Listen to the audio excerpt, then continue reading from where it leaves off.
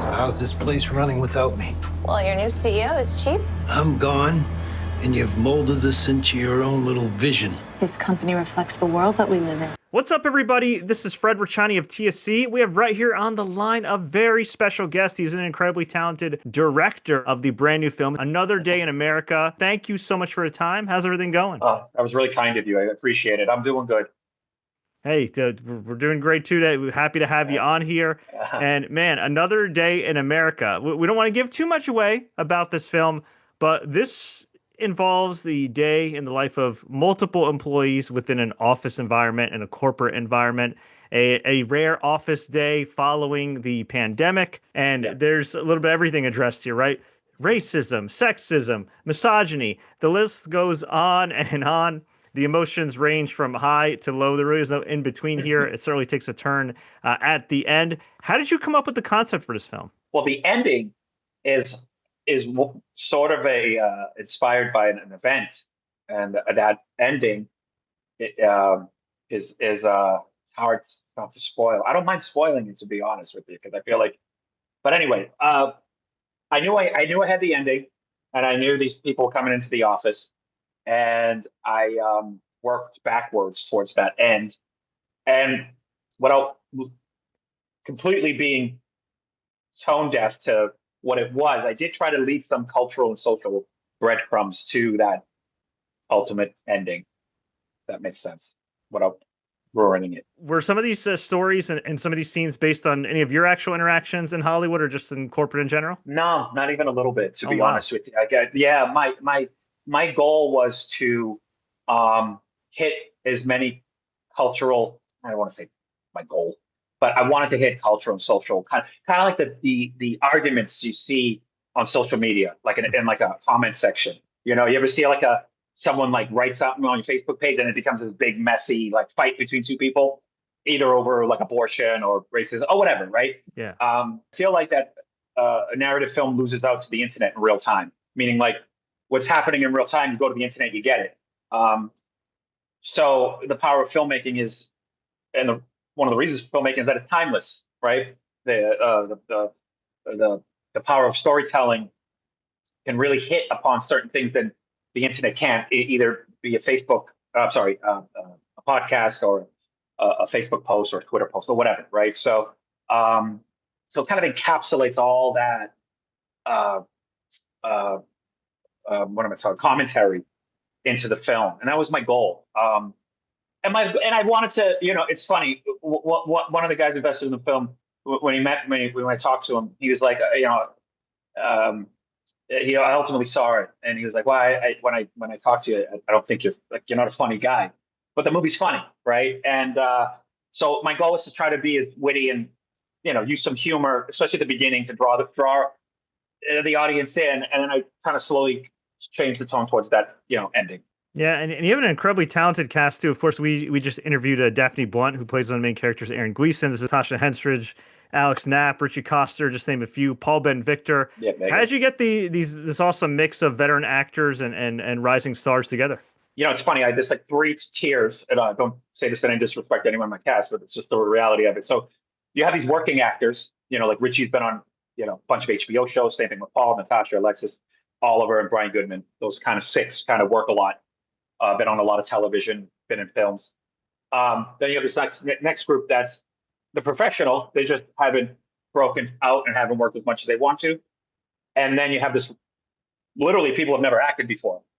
Maybe took an acting class, and they all did really great, right? Like it's just pretty phenomenal. But a majority of the cast I knew personally, and the ones I didn't know, other people within the film helped me recruit them. And the movie was made for $300,000, which is pretty, yeah. I mean, think about it, right? I mean, listen, I'm not saying the production, you can kind of see $300,000 sometimes, right? Because it's just an office, right? Got a blank wall. But you can't even, that's like not even catering, like on a real film, it's like 3 days of catering, right? So, so it was a pretty small budget. I got real lucky with the cast, and they really, brought their A game every day. Cast and crew, by the way, from my DP to everyone in the crew. So yeah, I got real lucky. And you know, they all loved the script, and they all wanted to do it. So they know there was something being said inside the story, and they wanted to participate.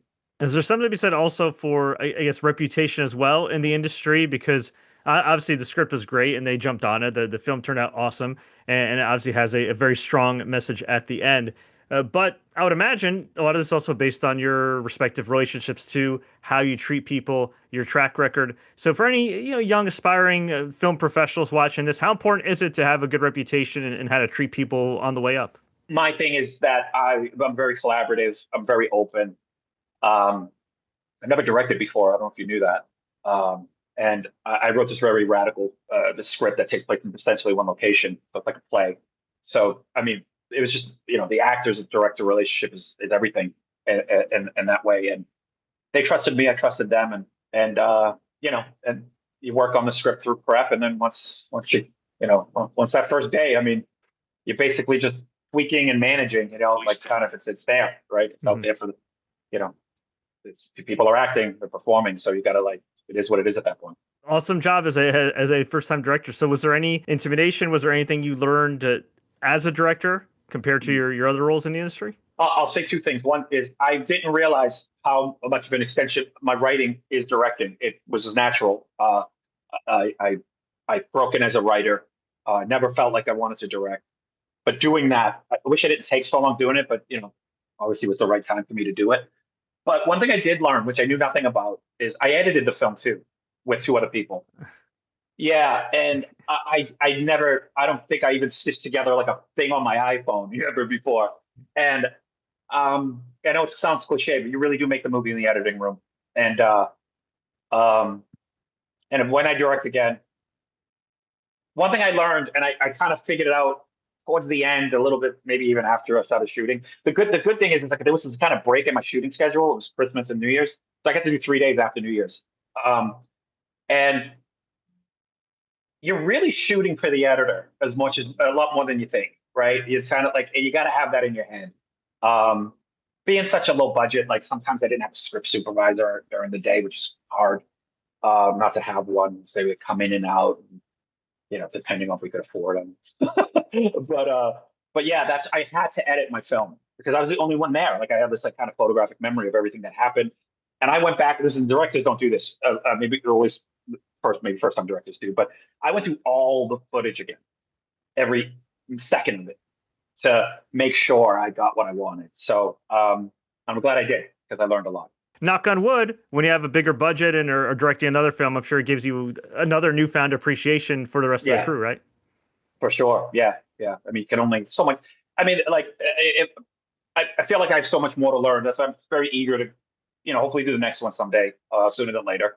And it's something that I'll write, which I have written. So hopefully it happens. Definitely looking forward to that. Now, of course, Another Day in America did the festival circuit. It had a couple recent premieres. And from what I understand, it's going to be available video on demand for everybody to check out June 17th?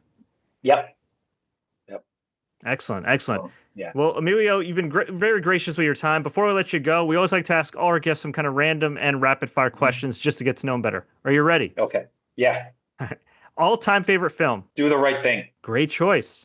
All-time favorite director? Tarantino. Is there any particular film from him or just in general growing up or maybe even in college that inspired you to get into the industry? There's like 3.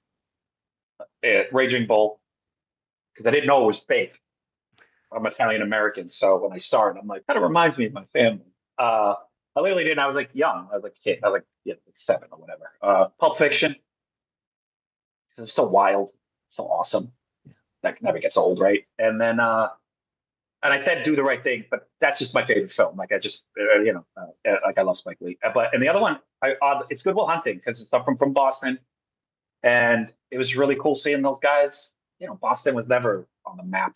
Maybe The Verdict shot here and Spencer for Hire, or Spencer for Hire got like the B-roll stuff, right? So, yeah, those 3 films. So. You mentioned you're from Boston. What's your favorite spot in Boston? Boston Public Garden. If someone said, "Hey, I have to go one place in Boston, where would I go?" I'd either say Fenway or the Boston Public Garden. All good choices there. You also mentioned you're Italian American. I'm from New York, New Jersey area. We love our Italian peeps. What's your favorite Italian dish? Whatever my mother makes on Sunday. Great answer. I'm sure she'll appreciate that. Yeah. Shout out to my moms. There you go. Shout out to the moms. Yeah. What's your most awkward moment in the filming of Another Day in America? Could be something wacky or crazy that maybe makes for a funny story later on at the bar. Oh, what a great question. Joey and Preston, who played Joe and Deuceman, I just kept laughing. Like, I don't know. It wasn't awkward. It was just something that, like, I didn't do throughout the 15, because it was the last 3 days. I kind of had this week off or whatever. And then we went back and shot these 3 days. And I know those guys, I'm friends with them. And it was just a blast. I mean, it was just wasn't even like filmmaking. It was just like, it was just put a smile on my face thinking about it now. I'd laughed so much, like it was crazy. And I hopefully you guys think they're funny, because I think they're hilarious in the film. But yeah, probably that. That I like hysterically belly laughing with the ADs being like, Hey, sometimes you gotta have some levity, right? Especially when you're doing some serious subject yeah, and matter. it was just natural. It wasn't like I was faking it. I was laughing. It was hard to hold back a laugh, you know? All right, well, we'll get you on a high note. For anybody watching or listening to this, what's the best piece of advice you give for success? Be ready. Be ready. Be ready for it all. I said this at an interview a while back. I said, you gotta suffer. You have to suffer. Like there's no quick, I mean, maybe there is for some people, maybe like, some directors had it easy. I don't think any of them did. I think there was always a point where it's like, oh God, I want to quit. You know what I mean? Like, and it's just painful, but you got to keep going if you're passionate about it. And that's all it is. It's all passion. If you're thinking about the paycheck or the money or the fame or whatever, just forget it. You're dead. You got to want to tell stories, and if this is the medium you want to tell it in, then just prepare to suffer. Well said. I love that. But hey, it is worth it in the end. It just depends on your why, right? Yeah. And yeah, it's like, if you love what you do and you never work a day in your life, right? Mm-hmm. No, So, exactly. So I haven't worked in a while. God bless. Great advice. And we'll get chatting on another high note. For anybody that hasn't already been convinced, why should people check out Another Day in America? Because it combines a lot of different lost genre elements. And if you're looking for an alternative to your addiction to social media and you want to see it in a different form, check out the film. Excellent. And everyone's addicted to social media, right? There you go. Yeah, that is true. That is in some way, shape, or form. Well, hey, Another Day in America, drop-in video on demand, June 17th, directed by the incredibly talented Emilio Mauro, our amazing guest. Emilio, thank you so much for your time. Before I let you go, is there anything you wish I asked you in this interview? No, I think you did great. Thank you, sir. No retakes. All right, thank you.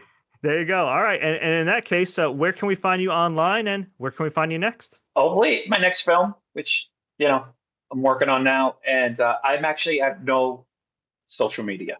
So I'm not a hypocrite. I just don't do it. I just don't feel like they connect with who I am as an artist and a person. And, I'm not anti-social media. I just don't have it. I just don't see that. It's like people say it's a tool. Well, so is a hammer, and I don't own one.